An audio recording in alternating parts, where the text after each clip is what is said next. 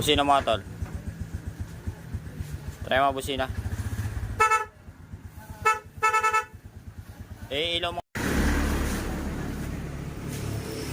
So ayan mga master, ayusin natin tong wave dash. Ayan o, kahapon kasi pinawave na natin to.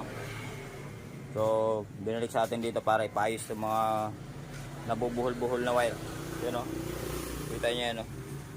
Ilinisin natin yan, ayusin natin yung ano yan. Ayan o, makikita nyo wiring o. Ayan, diba? Yung ginamit pa dito na wire, ito, yung pangbahay, pang extension yata to eh.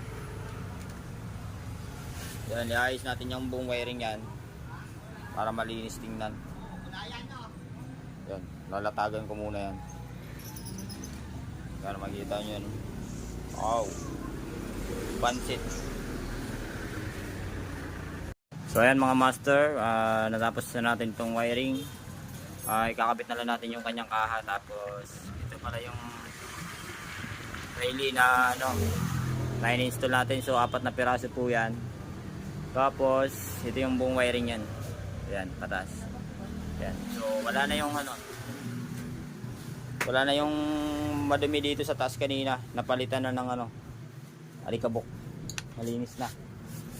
Ayan, kasama ko nga pala si Paring Panots. Ayos. Ayan o, Utol. Ayan.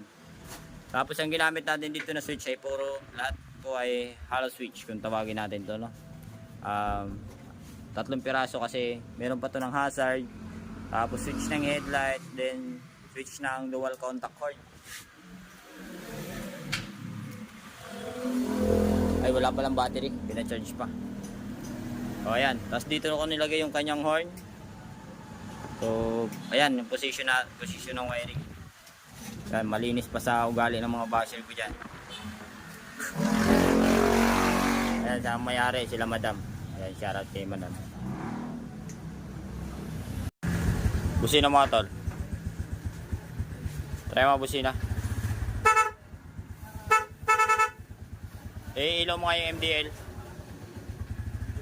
Ayan na yung main reveal. Yan. Busina. Tapos low beam. Busina. Yeah. Yun. Tapos yung stock horn.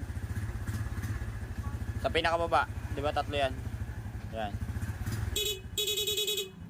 Yun. Goods na. All goods. So yan, dito ko nilagay oh. Sa ilalim. Tapos ito yung kanyang ano. Di ba? Tapos magkakasunod. Liwanag, di ba? Liwanag, yan.